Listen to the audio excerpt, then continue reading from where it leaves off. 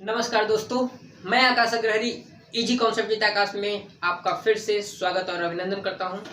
आज हम लोग मैथ में एक्सरसाइज 1.1 और 1.2 समाप्त करने के बाद आज एक्सरसाइज 1.3 लेकर के आए। आज एक्सरसाइज 1.3 के जितने भी क्वेश्चन थे मैंने उनको समराइज कर लिया है, एक जगह पे इकट्ठा किया है और आज हमें बस ये 5 क्वेश्चन करने हैं। क्वेश्चन ये है कि सिद्ध कीजिए कि प्रूव दैट √5 3√3 1/√2 √3 - 1 √5 - √3 करने में 5 3 करने में 3 1/, करने में 2 करने में 3 - 1 करने में 5 माइनस करने में 3 एक अपरिमेय संख्या है। हमें ये प्रूफ करना है। इन सब क्वेश्चन में सारा क्वेश्चन सेम है कि सबको हमें ये प्रूफ करना है कि ये एक अपरिमेय संख्या है। और आप जानते हैं कि अपरिमेय संख्या क्या होती है, लेकिन उसको प्रूफ कैसे करेंगे इस बात को हम लोग लेकर के चलते हैं। आइए पहला क्वेश्चन देखते हैं। हमारा पहला क्वेश्चन है कि हमें √5 को प्रूफ करना है। कैसे करेंगे? देखिए, अगर क्वेश्चन में अगर दो नंबर्स की बात करें तो अगर कोई नंबर को, जैसे मैंने बताया था कि रियल नंबर को मैं 2 पार्ट्स में कैटेगराइज करता हूं, एक होता है परिमेय, एक होता है अपरिमेय। इसका मतलब कि अगर कोई संख्या परिमेय नहीं है तो कंफर्म अपरिमेय होगी और अगर अपरिमेय नहीं है तो कंफर्म परिमेय होगी। ठीक, तो इस तरह के क्वेश्चन को प्रूफ करने के लिए हम लोग जस्ट इसका उल्टा लेके चलते हैं। जैसे कि हम पहले ये एज्यूम करेंगे कि √5 एक परिमेय संख्या है। हमें पहले स्टेटमेंट में लिखना होगा कि हम मान लेते हैं कि √5 एक परिमेय संख्या है। उल्टा लेके चलते हैं और उल्टा लेने से ये फायदा मिलेगा कि अगर हम परिमेय लेके चल रहे हैं और आगे चल करके हमारी बातें गलत हो जाती हैं, इसका मतलब वो परिमेय नहीं होगी, तो इसका मतलब ये प्रूफ हो जाएगा कि वो अपरिमेय। तो हम उल्टा अभी से लेके चलते हैं। हमें प्रूफ अपरिमेय करना है, लेकिन हम इसको क्या मान लेते हैं? परिमेय संख्या। और आपको पता है परिमेय संख्या का फॉर्म क्या होता है? P/Q। तो हम इसको ले लेते हैं P/Q। हमने इसको एक परिमेय संख्या मान लिया P/Q के रूप में। लेकिन यहां पे हम एक चीज और लिखेंगे कि जहां where P and Q are, जहां P और Q को प्राइम नंबर है, को प्राइम है। ठीक, आप कहेंगे सर को प्राइम क्या है? तो नंबर सिस्टम का आप मेरा वीडियो देखिएगा जिसमें मैंने नंबर्स के बारे में बहुत अच्छे से बताया है। को प्राइम ऐसे नंबर होते हैं जिनमें दो नंबरों के बीच जो फैक्टर होते हैं वो कुछ भी नहीं होते। कॉमन फैक्टर की बात करें, कुछ भी नहीं होते। या फिर हम बोल सकते हैं ऐसे दो नंबर जिनका HCF 1 होता है, जिनमें कोई भी कॉमन फैक्टर नहीं होता है। HCF क्या होना चाहिए? 1। इसका मतलब P और Q के बीच में कोई कॉमन फैक्टर नहीं होगा। एक तो ऐसे ही नॉर्मली आ जाता है, लेकिन कोई कॉमन फैक्टर नहीं होना चाहिए। आइए बढ़ते हैं। अब हमें क्या करना है इस क्वेश्चन में, ये देखते हैं। और याद रखिएगा P/Q का ये जो परिमेय संख्या का फॉर्म होता है उसमें Q कभी भी 0 के बराबर नहीं होता है। ठीक, अब हम इसको लेके चलते हैं। मान लीजिए इसका तिर्यक गुणा कराते हैं तो ये हो जाता है √5Q बराबर P। ठीक है, अब हम क्या करते हैं? दोनों तरफ स्क्वायर कर देते हैं, वर्ग कर देते हैं दोनों तरफ। ठीक है, दोनों तरफ स्क्वायर करने पे हमें क्या मिलता है? ये बाहर आ जाएगा 5Q² और यहाँ पे हो जाएगा P²। यहाँ क्या हो जाएगा? P²। तो आपको पता चलेगा कि सर P² बराबर 5Q²। ठीक, तो यहां से हमें एक बात पता चला कि सर P² अगर 5Q² है तो हम लोग लिख सकते हैं कि जो P² है वो डिविजिबल है। P² is divisible. डिविजिबल का मतलब विभाज्य है। P² is divisible by 5। क्यों 5 से? क्योंकि हम सर P² को 5 से भाग करेंगे तो इधर भी 5 से भाग कर चला जाएगा और 5 से 5 तो कट रहा है। इसका मतलब कि हम बोल सकते हैं कि सर P² का जो मान है वो 5 के गुणांक में है। इसका मतलब वो 5 से डिविजिबल है। ठीक है, और एक नियम याद रखिए कि अगर P², अगर किसी भी संख्या का स्क्वायर, जैसे कि मैं बोलता हूं कि 6 का स्क्वायर 2 से कट रहा है, अगर 6 का स्क्वायर 2 से कट रहा है तो वो संख्या मतलब कि 6 भी 2 से विभाज्य होगी। इस नियम को आपको समझना पड़ेगा। ठीक है, तो अगर मैं यहाँ पे बोलूं कि P² इज डिविजिबल बाई 5 तो आप कहेंगे इसका मतलब है sir P is also divisible by 5। हम बोल सकते हैं इसका मतलब P² अगर 5 से कटेगा तो सर P भी 5 से कटेगा। और एक बात याद रख लीजिए, मान लीजिए कोई नंबर 10 है। अगर कोई नंबर 10 है जो कि 5 से कटता है तो क्या मैं 5 से कटने का मतलब क्या होता है कि इसको हम 5 के गुणा के रूप में लिख सकते हैं। जैसे 5 × 2 कोई भी संख्या अगर 5 से कटती है तो उसको हम 5 के गुणे के रूप में आसानी से लिख सकते हैं। तो अगर मैंने बोला है कि p is also divisible by 5, तो हम बोल सकते हैं कि यहाँ से p बराबर हम कुछ भी लिख सकते हैं, जैसे कि मैंने लिख लिया 5c। मैं ये आसानी से लिख सकता हूँ कि p बराबर क्या हो जाएगा 5c। लिख सकता हूँ कि नहीं लिख सकता हूँ? आप कहेंगे सर लिख सकते हैं, जहाँ c क्या हो सकता है, कोई भी इंटीजर हो सकता है, कोई दिक्कत नहीं। अब अगर मैं क्या करूँ, ये p का मान इसमें रख दूँ, p का मान इसमें रख दूँ, यहाँ पे मैं ऐसे लिख देता हूँ, ठीक है।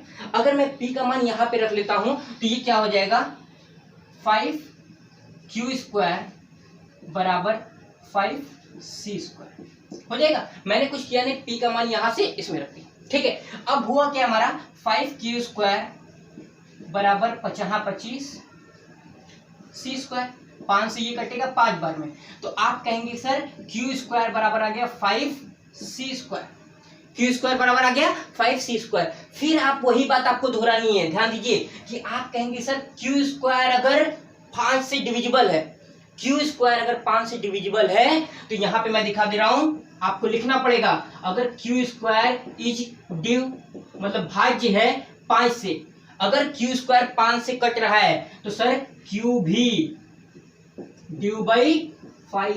आप कहेंगे बिल्कुल ये सही है सर, आप कहेंगे कि नहीं कि इसका मतलब कि अगर q² 5 से विभाज्य है, 5 के मल्टीपल में है, तो सर q भी 5 के मल्टीपल में होगा। तो हम यहाँ से फिर से एक चीज लिख सकते हैं कि इसका मतलब q भी कुछ ना कुछ 5d के फॉर्म का होगा सर, क्योंकि जिस तरीके से हम p बराबर 5 से लिख लेते कोई नंबर, क्योंकि हमें पता है कोई भी संख्या अगर 5 से डिविजिबल है तो उसको हम 5 के गुणा के रूप में लिख सकते हैं। तो मैंने मान लिया q बराबर 5d। यहाँ पे आपको एक बात समझ में आ रही होगी कि सर p बराबर आ रहा है 5c, q बराबर आ रहा है 5d। इसका मतलब कि सर दोनों संख्याओं में 5 कॉमन है, दोनों संख्याओं में क्या है 5 कॉमन है। और अभी आपने ऊपर बताया था जब आपने लिखा था p बाई q कि सर p और q को प्राइम है, और को प्राइम का मतलब होता है सर कुछ भी कॉमन नहीं होना चाहिए, उसमें सिर्फ 1 उसका एचसीएफ होता है। लेकिन यहाँ तो उल्टा आ गया सर, अगर यहाँ से मैं देखूं p और q की बात करूं, p और q का, तो यहाँ पे कॉमन आ गया, क्या आ गया कॉमन 5 आ गया। आप कहेंगे कि नहीं कहेंगे? कहेंगे बिल्कुल सर, इसका मतलब कि हम जो सोच करके चल रहे थे, हमने सोचा था इसमें कोई कॉमन नहीं होता है, लेकिन हमने जब सॉल्व किया तो वहां पे 5 कॉमन आ रहा है। इसका मतलब कि सर आप जो पढ़ा रहे हैं उसका विरोधाभास, कॉन्ट्रिडिक्शन प्रतीत हो रहा है, इसका उल्टा आ रहा है। और अभी मैंने बताया था अगर उल्टा आएगा तो इसका ये मतलब है कि जिस चीज को हम परिमेय माने थे सर वो परिमेय नहीं है, और अगर परिमेय नहीं है तो क्या होगा, आप कहेंगे एक अपरिमेय संख्या। इसी चीज को आपको लास्ट में स्टेटमेंट के फॉर्म में लिखना पड़ेगा कि अगर ये चीज परिमेय नहीं है, और मैंने बताया भी अच्छे से कि क्यों परिमेय नहीं है, क्योंकि मैंने इसको परिमेय संख्या माना था, और परिमेय मैंने बोला था p और q क्या है को प्राइम। को प्राइम को हिंदी में बोलते हैं सह अभाज्य संख्या, सह अभाज्य संख्या, जिसका मतलब होता है इन दोनों का कोई भी समान फैक्टर नहीं होना चाहिए, समान खंड नहीं होना चाहिए। लेकिन जब हमने इसको सॉल्व किया तो p और q दोनों का एक कॉमन फैक्टर, एक उभयनिष्ठ बिंदु आ गया जो कि 5 है। इसका मतलब जो हम बोल के चल रहे थे उसका उल्टा हो रहा है सर, तो उसका उल्टा यहाँ भी होगा। हम इसको परिमेय संख्या माने थे और ये क्या हो जाएगा अपरिमेय संख्या। तो आपको आखिरी लाइन में स्टेटमेंट में लिखना पड़ेगा कि सर ये परिमेय नहीं अपरिमेय है। क्यों? क्योंकि सर यहाँ पे p और q बराबर कॉमन 5 आने से ये इसका विरोधाभास प्रतीत हो रहा है, क्योंकि आपने परिमेय संख्या बोला था और को प्राइम बोला था, यहाँ को प्राइम नहीं लग रहा है, अतः ये एक अपरिमेय संख्या है। तो आप लास्ट में लिखेंगे अतः यह एक अपरिमेय या फिर इर्रेशनल नंबर, अपरिमेय या फिर इर्रेशनल नंबर है। मैं स्टेटमेंट नहीं लिखवा रहा हूं दोस्तों, आप स्टेटमेंट लिख सकते हैं, इसमें कुछ ज्यादा नहीं, बस आपको लास्ट में यही लिखना है कि हम जो लेकर के चले थे उसका विरोधाभास यहाँ दिख रहा है, इसका उल्टा दिख रहा है, अतः यह अपरिमेय संख्या। तो आइए बढ़ते हैं अपने दूसरे क्वेश्चन की ओर और देखते हैं कि 3√3 क्या है। आइए फ्रेंड्स, तो देखते हैं अपना अगला क्वेश्चन। अब हमें यह प्रूफ करना है कि 3√3 एक इर्रेशनल या फिर अपरिमेय संख्या है। तो हम लोग जैसा कि पहले कर चुके हैं उसी चीज को हम दोहराएंगे। हम सबसे पहले क्या करेंगे, 3√3 को एक परिमेय संख्या मान लेंगे। आपको ये स्टेटमेंट लिखना पड़ेगा कि माना 3 और 3√3 एक परिमेय संख्या है और परिमेय संख्या का फॉर्म क्या होता है p/, तो आप ये लेकर के चलेंगे। उसके बाद आप क्या करेंगे, आपको कुछ नहीं करना है, आप 3 से इधर डिवाइड में ले जाइएगा। 3 को जब आप इधर लेकर के आएंगे तो आप कहेंगे ये हो जाएगा √3 बराबर p/3, ठीक है।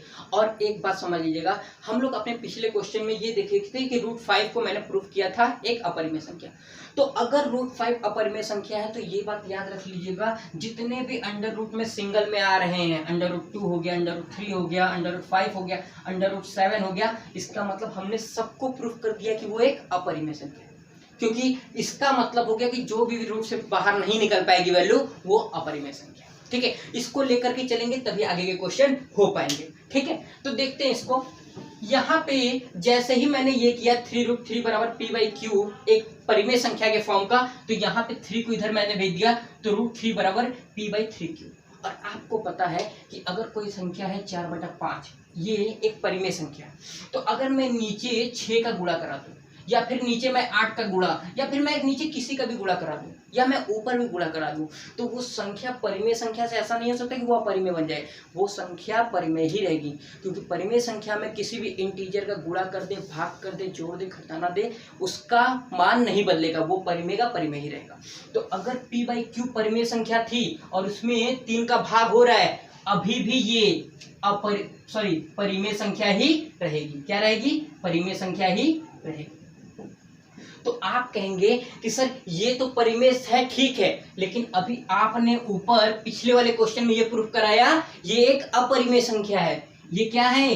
अपरिमेय। क्योंकि अभी तो आप वही चीज बता रहे थे कि अगर √5 प्रूफ करा दिए, इसका मतलब 2, 3, 5, 7 सारा का सारा प्रूफ हो गया। और ये तो उल्टा आ गया, इधर आप परिमेय माने हैं और इधर ये अपरिमेय, इसका मतलब विरोधाभास आ रहा है। किसका? विरोधाभास, कॉन्ट्राडिक्शन आ रहा है। विरोधाभास जब भी प्रतीत हो, विरोधाभास प्रतीत हो रहा है मतलब उल्टा ये आ रहा है, और जब भी उल्टा आएगा अतः आप कहेंगे कि इसका मतलब है कि 3√3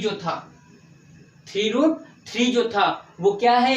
एक अपरिमेय संख्या, क्योंकि हम जिस चीज को लेके चल रहे थे उसका उल्टा आंसर आ रहा है। तो आप कहेंगे अतः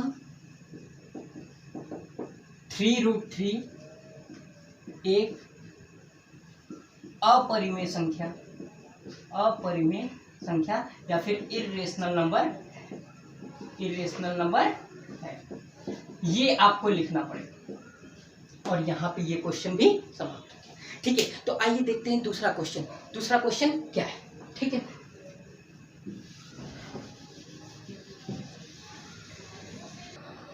तो आइए फ्रेंड्स, अगला क्वेश्चन हमारा है, हमें प्रूफ करना है 1/√2, ठीक है। तो जैसा कि हम पहले करते आए हैं, पहली लाइन में आपको लिखना पड़ेगा कि माना 1/√2 एक परिमेय संख्या है, और परिमेय संख्या मतलब कि p/q, ठीक है। इतना आप लिख लेंगे। इतना आप लिखने के बाद आपको करना क्या है कि अगर मैं q को इधर ला दूं और p को इधर भेज दूं, √2 इधर, मतलब इधर गुणा करा दूं, तो अगली लाइन में आप यही कहेंगे कि p/q,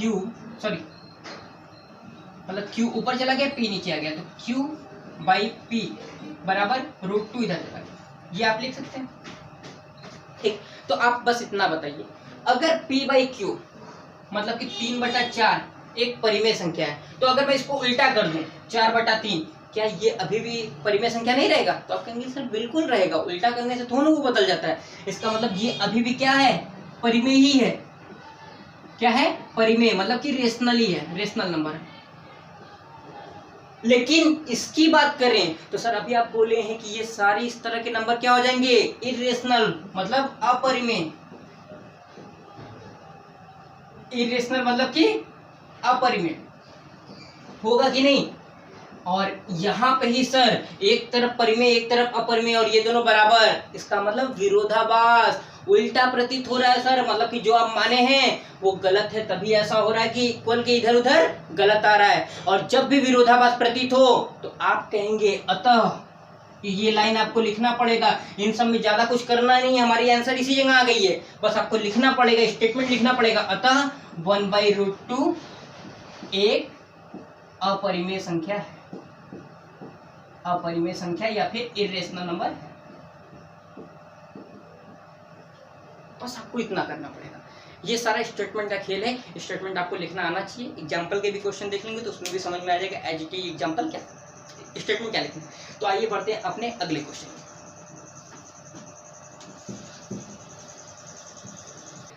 तो आइए फ्रेंड्स हम देखते हैं अपना अगला क्वेश्चन। ठीक है, अगला क्वेश्चन क्या है, हमें प्रूफ करना है √3 - 1। इसको अपरिमेय प्रूफ करना है। तो हम पहले इसको क्या मानेंगे, एक परिमेय संख्या जिसको हम p/q लिख लेते हैं। कोई दिक्कत? आप कहेंगे सर कोई दिक्कत नहीं। p/q मानते ही आप क्या कीजिए, 1 को उधर भेज दीजिए। तो 1 को उधर भेजेंगे तो √3 बराबर p/q + 1 हो गया। p/q + 1 हो गया। इसी को अगले लाइन में आप लिख सकते हैं √3 बराबर p + q/q। बस आप एक बात बताइए कि अगर कोई चीज 3/4 है, कोई परिमेय संख्या 3/4 है, इसमें मैं 1 जोड़ देता हूँ। 1 जोड़ने से क्या होता है, 4 यहाँ पे गुणा हो जाएगा तो 3 + 4/4। अगर 3/4 एक परिमेय संख्या है तो क्या ये अपरिमेय हो जाएगा? आप कहेंगे नहीं सर ये भी परिमेय रहेगा। इसका मतलब ये 7/4 जो आ रहा है वो भी अभी परिमेय संख्या ही है। तो हम कह सकते हैं कि ये क्या है, एक परिमेय। इसका मतलब रेशनल है। लेकिन सर इसकी बात करें तो ये तो आप प्रूफ कराए हैं, क्या है, अपरिमेय। इसका मतलब इक्वल के दोनों साइड अलग अलग नंबर आ रहे हैं। क्यों पॉसिबल है? ये पॉसिबल नहीं है। इसका मतलब सर आप जो माने हैं p/q को परिमेय वो गलत है। तो आप लिखेंगे फिर से विरोधाभास प्रतीत हो रहा है। और अगर विरोधाभास प्रतीत हो रहा है इसका मतलब कि जो p/q आप माने हैं, इसको परिमेय संख्या माने हैं, वो परिमेय नहीं है। अतः ये क्या है, अपरिमेय संख्या है। बस आपको इतना लिखना पड़ेगा। तो आइए बढ़ते हैं अपने आखिरी क्वेश्चन की। तो आइए फ्रेंड्स अपना आखिरी क्वेश्चन देखते हैं और देखते हैं इसको कैसे प्रूफ करेंगे। ठीक है, तो देखिए क्या लिखा हुआ है, √5 - ठीक है, इसको देखिए, इसको हम p/q मान सकते हैं। लेकिन मैं कह रहा हूं इसको थोड़ा और आसान बनाते हैं। p/q मानेंगे थोड़ा सा लंबा चला जाएगा, होने के लिए हो जाएगा, कोई दिक्कत नहीं है। लेकिन अगर मैं इसको एक परिमेय संख्या r/1 मान लूं तो कोई दिक्कत नहीं, क्योंकि आप परिमेय संख्या में पढ़े हैं कि सर अगर एक सिंगल a भी लिखा है तो वो भी परिमेय संख्या है, क्योंकि उसको a/1 के रूप में हम लिख सकते हैं। तो आप ये कर सकते हैं। आप कहेंगे देखिए ये मैं बस आसान बनाने के लिए कर रहा हूँ, नहीं तो p/q से भी हो जाएगा, कोई दिक्कत नहीं। ठीक है, मैंने इसको क्या मान लिया, r, और r/1 लिखने का कोई मतलब नहीं। अब हमें करना कुछ नहीं है, इसको दोनों पक्षों का स्क्वायर कर देते हैं। स्क्वायर करने पे a - b का होल स्क्वायर आएगा 5, और यहाँ आएगा +3, और माइनस में 2 √5 × √3। ये है, आप कहेंगे बिल्कुल आएगा। और इधर कितना आएगा, r²। ठीक है, 5 3 8 -2, और यहाँ पे 5 3 15 हो जाता है, बराबर r²। ये करेंगे। ठीक, आप क्या कीजिए, 8 को उधर ले जाइए। ठीक है, 8 को आप जैसे ही उधर ले जाते हैं तो हो जाएगा -2 √15 बराबर r², माइनस ये हो जाएगा r² - 8। आप कहेंगे सर बिल्कुल। ठीक, अब मुझे क्या करना है, -2 से डिवाइड कर देना है। तो √15 बराबर हो जाएगा r² - 8 बटे में माइनस। इसी चीज को आप चाहेंगे तो ऐसे भी लिख सकते हैं, ये माइनस ऊपर जाके 8 - r² हो जाएगा बटे में 2। ठीक, आप कहेंगे सर ये r तो इंटीजर ही होगा, क्योंकि अगर रेशनल नंबर लिए तो कोई ना कोई इंटीजर। अब इसमें कोई भी चीज आप बोले हैं जोड़िए या घटाइए, उससे कोई फर्क नहीं पड़ता है। ये क्या होगा, हमेशा का हमेशा ये एक परिमेय संख्या ही होगा। क्या होगा, रेशनल नंबर ही होगा।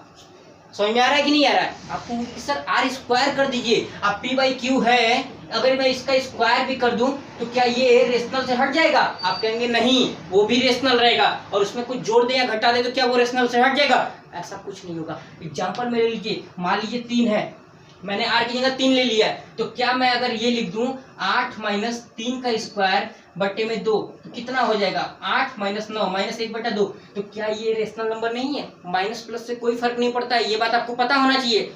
रेशनल और इरेशनल में माइनस से कोई फर्क नहीं पड़ता। इसका मतलब कि सर ये परिमेय हो गया, और इधर क्या आया, अपरिमेय सर, क्योंकि अंडर रूट में 15 है। अंडर रूट में कोई भी ऐसी वैल्यू जो बाहर नहीं निकल पाए वो क्या होती है, अपरिमेय।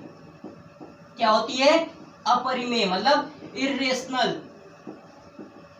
और अगर ये इरेशनल इधर रेशनल और दोनों बराबर, सर कुछ तो गड़बड़ है, मतलब विरोधाभास, कॉन्ट्राडिक्शन प्रतीत हो रहा है। और अगर ऐसा होगा तो आप कहेंगे कि जो हम माने थे परिमेय संख्या, सर वो परिमेय नहीं होगा, और अगर परिमेय नहीं होगा तो क्या होगा, अपरिमेय। तो आप लास्ट स्टेटमेंट लिखेंगे, अतः यह एक अपरिमेय संख्या है।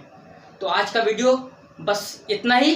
तो आज के अगले वीडियो में हम लोग देखते हैं एक्सरसाइज 1.4। अगर आपको ये चैनल पसंद आया हो तो प्लीज़ इसको लाइक और शेयर कीजिए, और अगर आप इस चैनल पे नए हैं तो इसको सब्सक्राइब भी कीजिएगा। धन्यवाद।